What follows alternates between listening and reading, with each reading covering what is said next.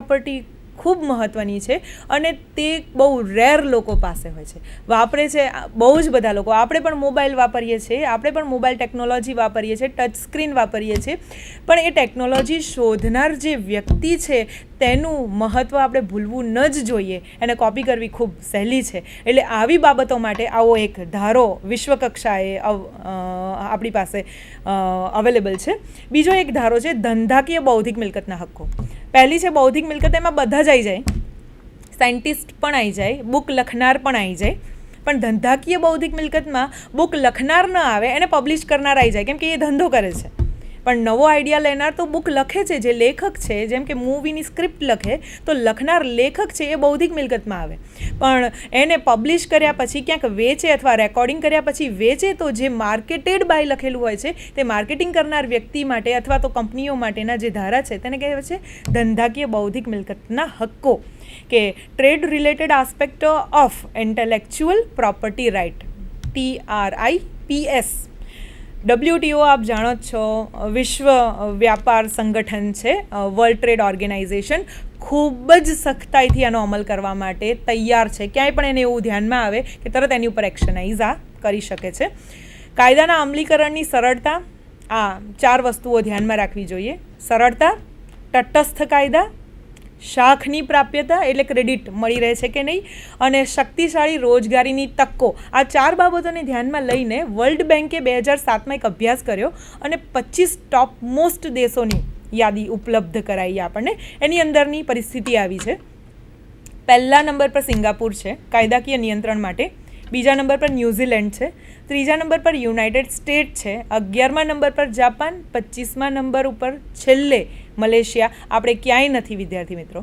Bharat, Philippines અને Panama સૌથી ધીમી અને ખર્ચાળ કાયદાકીય વિધિ માટે જાણીતા છે, કે એક વખત કેસ કોર્ટમાં ગયો એટલે વર્ષો સુધી રાહ જ જોવાની બસ, અને રાહ જોયા પછી પણ પોઝિટિવ કોઈ પણ આઉટપુટ આવી પણ શકે, ન પણ આવે. એટલે એના માટે કોઈ ગેરંટી છે નહીં. એટલે કાયદાકીય પર્યાવરણની દ્રષ્ટિએ પણ જો આપણે વિચાર કરતા હોઈએ અથવા તો કોઈ કંપની અહીંયા ધંધો કરવા માંગતી હોય તો એ કોઈ પણ કાયદાના ચક્કરમાં પડવા માંગશે નહીં, કેમ કે એને ખબર છે કે અહીંયા કોઈ પણ ફાસ્ટ ઉકેલ આવવાનો છે નહીં. પણ મે બી સિંગાપુરમાં એ જાય તો એને ઝડપથી આનો ઉકેલ મળી જાય, કેમ કે આ નંબર 1 પોઝિશન પર છે કે જે કાયદાકીય નિયંત્રણ સારામાં સારું ધરાવે છે ધંધાકીય ક્ષેત્રે. સામાજિક પર્યાવરણ ઉપર જઈએ વિદ્યાર્થી મિત્રો. સામાજિક પર્યાવરણ આપણને ખબર છે, આપણે સમાજમાં રહીએ જ છીએ, એટલે ક્યાંય પણ જે પણ આપણે વિચારતા હોઈએ ત્યારે આ 4 વસ્તુ આપણે વિચારવી જ જોઈએ. રીત રિવાજો કેવા છે, માન્યતાઓ કેવી છે, પ્રણાલિકાઓ કેવી છે, અને લોકોની અભિરુચિ કેવી છે. અભિરુચિ એટલે કે લોકોને શું ગમે છે, કેવી વસ્તુઓ પ્રત્યે આકર્ષાય છે, કેવી વસ્તુની માંગ વધુ કરે છે, આ વસ્તુ આપણે જોવી જ જોઈએ. સાથે સાથે વપરાશની ટેવો, કે કેવું છે, બલ્કમાં વાપરે છે કે એક વસ્તુ ખરીદવા જાય છે. જેમ કે આપણે કરિયાણું આખા મહિનાનું ખરીદતા હોઈએ તો આખા વર્ષનું મોસ્ટલી ઘઉં, ચોખા આવું ખરીદતા હોઈએ, તેલ આવું ખરીદતા હોઈએ, પણ શાકભાજી, ફળો, દૂધ આ રોજ ખરીદતા હોઈએ તો કયા પ્રકારનો ધંધો છે, કયા પ્રકારની વસ્તુ છે, અને લોકોની ખરીદની એમાં ટેવ કેવી છે, આ આપણે જોવું જ પડે. પસંદગીના ધોરણો, કે કેવું એ લોકો વિચારે છે કે સ્ટાન્ડર્ડ ગમે તેટલું મોંઘું હોય પણ સ્ટાન્ડર્ડ જોઈએ આવું વિચારે છે, અથવા તો એવું વિચારે છે કે સસ્તું જોઈએ ગમે તે વસ્તુ ચાલે. શું વિચારસરણી છે આ એક વિચારવું પડે. ખરીદી અંગેની ટેવ કેવી છે, કે જાય ત્યારે એકસાથ ક્યાંય પણ કોઈ પણ મોલમાં જુએ અને ન કામની હોય તો પણ ખરીદી લે છે. રિસર્ચ થાય છે આની ઉપર, માર્કેટ રિસર્ચ કહેવાય છે એને. બજારમાં વ્યક્તિ એન્ટર થાય, મોલમાં જુએ આ વસ્તુ લેવી છે, લઈ લે, પણ એની જરૂર છે કે નહીં, મે બી ન પણ હોય પણ ગમે છે લઈ લીધી, આવું પણ ટેવ હોઈ શકે. અથવા તો સ્પેસિફિક પ્રિસાઇઝ હોય વ્યક્તિ કે આ વસ્તુ મારે જોઈએ અને આ જ લેવાની, આ સિવાયની બીજી કોઈ પણ નહીં, સ્ટાન્ડર્ડ નક્કી, આ ન મળે તો ચલાવવાનું, પણ આ જ વસ્તુ જોઈએ. આવી રીતનું છે. કેવી ટેવ છે આ પણ જોવું પડે, કે જે વિસ્તારમાં આપણે ધંધો કરવા જઈ રહ્યા છીએ સામાજિક મૂલ્યો ત્યાંના કેવા છે, લોકો શું વિચારે છે, કે મદદ કરવા માટે પણ ખરીદી લેવું, કે આપણને જોઈતું જ ખરીદવું. મોટે ભાગે સેવાભાવી લોકો હોય તો પોતાની જરૂરિયાત ન હોય તો પણ વસ્તુ ખરીદી લે અને વિચારે કે ક્યારેક કોઈ એની જરૂરિયાતવાળું મને મળશે તો એને આપી દઈશ. આવી કોઈ સામાજિક મૂલ્યો ધરાવે છે આપણે જે વિસ્તારમાં જઈએ છીએ ત્યાં? જો આ પણ વિચારીએ તો આપણે ખૂબ સારી રીતે સામાજિક પર્યાવરણને સમજી શકીએ છીએ. સામાજિક સિદ્ધાંતો કેવા છે કે લોકોને મદદરૂપ થવું કે પોતાનું જ વિચારવું, અથવા આવું પણ વિચારી શકો તમે કે એકાંકી કુટુંબ છે કે સાથે રહે છે, સંયુક્ત ફેમિલીમાં સાથે રહે છે. જો જોઈન્ટ ફેમિલીમાં રહેતા હોય તો વ્યક્તિની વિચારસરણી અલગ હોય, એકાંકીમાં રહેતો હોય તો વિચારસરણી અલગ હોય. આખો સમાજ આવો હોય કે જે માત્ર એકાંકી જ વિચાર કરતો હોય જેમ કે અમેરિકા, અને માત્ર સંયુક્ત વિચારતો હોય જેમ કે ભારત, મોટાભાગના લોકો. તો આ પણ આપણે વિચારી લેવું જોઈએ કે જ્યાં આપણે ધંધો કરવા જઈ રહ્યા છીએ ત્યાંની લોકોની વિચારસરણી કેવી છે. અહીંયા થોડાક ઉદાહરણો વિદ્યાર્થી મિત્રો ટાંક્યા છે કે જેના કારણે તમે સારી રીતે સમજી શકશો કે માન્યતાઓ કેટલો બધો અસર કરતા હોય છે અથવા કેટલી મોટી અસર ઉપજાવે છે વેચાણ ઉપર. અહીંયા એક ઉદાહરણ મેં લખ્યું છે કે થાઈલેન્ડની સ્ત્રીઓ મોટે ભાગે આવું માને છે કે શેમ્પૂ માત્ર કાળા જ કલરનું હોય, આ જ ઉત્તમ હોય. એટલે હેલેન કાર્ટિસ કંપની જ્યારે ત્યાં એન્ટર થઈ ને ત્યારે એની પાસે કાળા કલરનું શેમ્પૂ નહોતું. એણે નવેસરથી કાળા કલરનું શેમ્પૂનું ઉત્પાદન શરૂ કર્યું. કેમ કે સામાજિક પર્યાવરણમાં માન્યતા આવી છે કે કાળા કલરનું શેમ્પૂ જ શ્રેષ્ઠ છે, અને કાળા કલરનું શેમ્પૂ ન હોય તો આ શેમ્પૂ સારું નથી. સામાજિક માન્યતા. બીજી એક વસ્તુ છે, સ્વિસ બહુરાષ્ટ્રીય કંપની તમે બધા જાણો છો, નેસ્લે, બધાના ટેસ્ટને સંતોષવા માટે 1000 કરતાં વધારે ટેસ્ટની કોફીઓનું આ ઉત્પાદન કરે છે.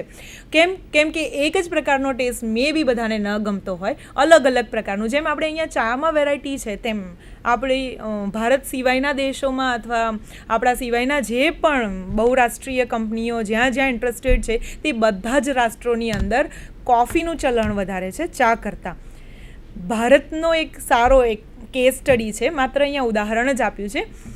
આપણે જેમ મૂવીઝમાં ખબર છે ને કે જે પણ નાયક હોય અથવા તો જે પણ એક્ટર એક્ટ્રેસ હોય તે લોકો પોતાના નામમાં એ લખાવે, ઈ લખાવે, આવી રીતે કંઈક પોતાના સ્પેલિંગમાં વધારો ઘટાડો કરે.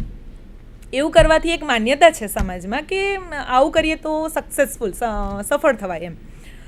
ભારતમાં પણ જ્યારે પ્રીત ટ્રેડમાર્ક સાથે પ્રેશર કુકર એન્ટર થયું ને તો ભારતમાં ખૂબ વેચાણ થયું, પણ દરિયાપારના વેપારમાં આને કંઈ સફળતા ના મળી. લોકો પ્રીત નામ પર પ્રેશર કુકર લેવા આવે જ નહીં. જ્યારે માર્કેટ રિસર્ચ થયું ત્યારે કંપનીને પણ આવી રીતની કોઈ માન્યતા હશે સમાજની મે બી, તો એણે એમાંથી બદલીને પ્રેસ્ટીજ નામ આપ્યું, અને પ્રેસ્ટીજ નામ આપ્યા પછી એનું જે પણ વેચાણ હતું ને જે 0 હતું એમાંથી આ 50% અપ પર જતું રહ્યું. સામાજિક પર્યાવરણ છે. સમાજમાં કંઈ કહી ન શકાય કે ગ્રાહકો શેનાથી આકર્ષાશે અને શેનું ખૂબ વધારે ખરીદી કરશે, અથવા એ લોકોના મનમાં શું વિચાર છે તે જાણવો. અને માન્યતા એમની આપણે સ્વીકારવી અથવા માન્યતાને સમજવી અને ઓળખી અને પછી એ પ્રમાણેનું વર્તન સમાજમાં કરવું તે ખૂબ મહત્ત્વનું છે. યુએસએની એક સ્ટડી છે જે આપની સામે સ્ક્રીન પર છે વિદ્યાર્થી મિત્રો, કે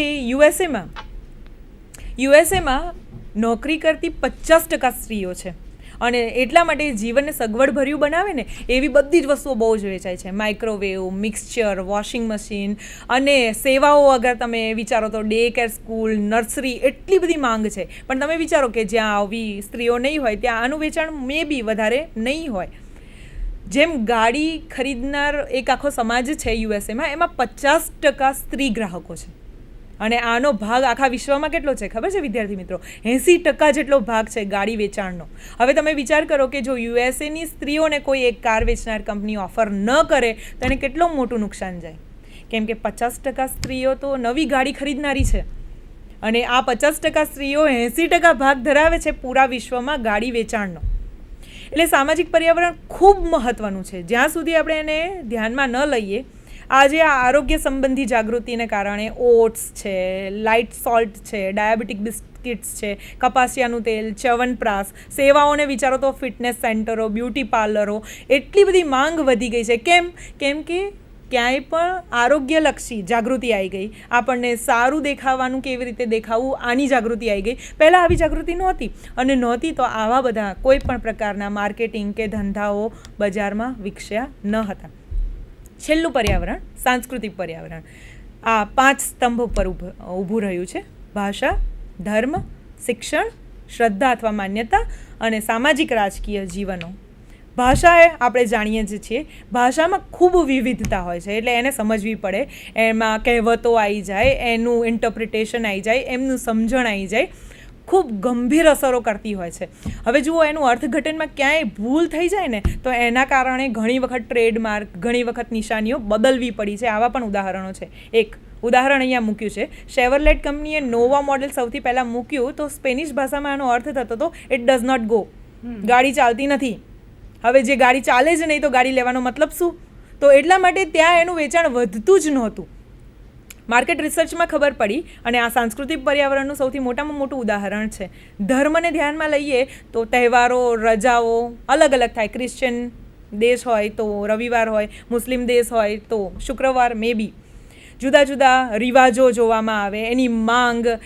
આંતરરાષ્ટ્રીય કંપનીઓ જો પેદાશો અને સેવાઓ વેચતી વખતે આ રિવાજો, માંગ ધ્યાનમાં ન લે તો પછી એનું વેચાણ વધવાની શક્યતાઓ ખૂબ ઘટી જાય છે. શિક્ષણ જોઈએ. જો વ્યક્તિઓ શિક્ષિત હોય તો કંપનીએ કરેલ જાહેરાતમાં જે પણ માહિતી આપી હોય અથવા જાણકારી આપી હોય આની અસર ઉપજે. પણ શિક્ષિત ના હોય તો પછી આની કોઈ અસર ઉપજતી નથી. બહુ ઇન્ટેલેક્ચ્યુઅલ લેવલ પર જઈ અને સમજવી પડે એવી જાહેરાતો ચાલે નહીં, અને એટલા માટે સામાન્ય કક્ષાની જાહેરાતો કરવી પડે. આ શિક્ષણનું લેવલ થયું, જે સાંસ્કૃતિક બહુ મોટું આપણા માટે પરિબળ છે, જેને જાણવું જ જોઈએ. શિક્ષણમાં એક બીજી વસ્તુ પણ છે કે જ્યાં અંધશ્રદ્ધા ન હોય, જો શિક્ષિત હોય તો, અને આંધળું અનુકરણ પણ ના કરે, કેમ કે ઇન્ટેલેક્ચ્યુઅલી વિચારીને લોજિકલ જ ચાલે. એટલે ત્યાં કોઈ પણ નવી વસ્તુ અહીંયા ઝડપથી ચાલી જાય. શ્રદ્ધા અને માન્યતાઓ આપણને ખબર જ છે. વિદ્યાર્થી મિત્રો, એક સરસ ઉદાહરણ લઈ લઈએ કે હિન્દુ શાકાહારમાં લઈ જાય અને મુસ્લિમ ક્રિશ્ચિયન માંસાહારમાં લઈ જાય. હિન્દુઓ મોટે ભાગે ડેરી પેદાશો ખરીદે, મુસ્લિમ ક્રિશ્ચિયન આલ્કોહોલિક પેદાશો ખરીદે. આપણે ખબર છે. આપણે ત્યાં KFC કંપની આવી ને તો પહેલાં માંસાહારી વસ્તુઓ લઈને આવી, પણ થોડા જ ગાળામાં તરત જ શાકાહારી પેદાશો તરફ વળી જવું પડ્યું, કેમ કે તેનું કોઈ ઉત્પાદન ક્યાંય પણ વેચાતું નહોતું, અને એટલા માટે એણે વેચવા માટે થઈને, ગ્રાહકો મેળવવા માટે થઈને આગળ જવું પડ્યું. સામાજિક રાજકીય જીવનો જો તમારી સામે જ છે કે જે વ્યક્તિઓ ત્યાં મહાન થઈ ગઈ ને, જે સમાજમાં એની ઊંડી છાપ હોય છે સમાજ ઉપર.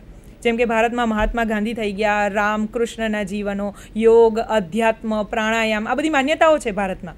હવે આને આધારે કોઈ પણ કંપની એને જોડીને જાહેરાત કરે ને તો લોકો તરત જ એનું અનુસરણ કરે અને લોકો તરત જ ખરીદવા માટે તૈયાર થઈ જાય. એટલે જો આવું પણ સમાજની અંદર આપણે જોવા જઈએ ને તો આપણા માટે ક્યાંય પણ પ્રવેશવું, અથવા જો આના માટેનો વિચાર કરીએ ને તો ક્યાંય પણ પ્રવેશવું મુશ્કેલ નથી વિદ્યાર્થી મિત્રો. પણ એના માટેનો ખૂબ ઊંડાણથી અભ્યાસ કરવો જરૂરી હોય છે. જો ક્યાંય પણ કશી ચૂક થઈ જાય તો ત્યાં સફળતા મળવી મુશ્કેલ થઈ જાય છે, અને ઘણી વખત ખૂબ પ્રચલિત બ્રાન્ડ નામવાળી પણ કંપનીઓ ક્યાંક ને ક્યાંક નુકસાન કરતી આપણને દેખાય છે સમાજમાં. તે આ પર્યાવરણની અસરને કારણે થાય છે. મે બી આજે આપણે જે પણ કંઈ સમજી રહ્યા છીએ અથવા તો શીખી રહ્યા છીએ તે આ પર્યાવરણને આધારે જ છે વિદ્યાર્થી મિત્રો. આજે આપણે અહીંયા જે પણ કંઈ વિચાર્યું અથવા જે પણ કંઈ ડિસ્કશનમાં લીધું તે જ ડિસ્કશન આપણે આગળના લેક્ચરમાં પણ આગળ વધારીશું. આજની આપણી સમય મર્યાદા અહીંયા પૂરી થાય છે, તો હું અને મેડમ બંને અહીંયા આપ સૌનો આભાર માનીએ છીએ. નમસ્કાર વિદ્યાર્થી મિત્રો.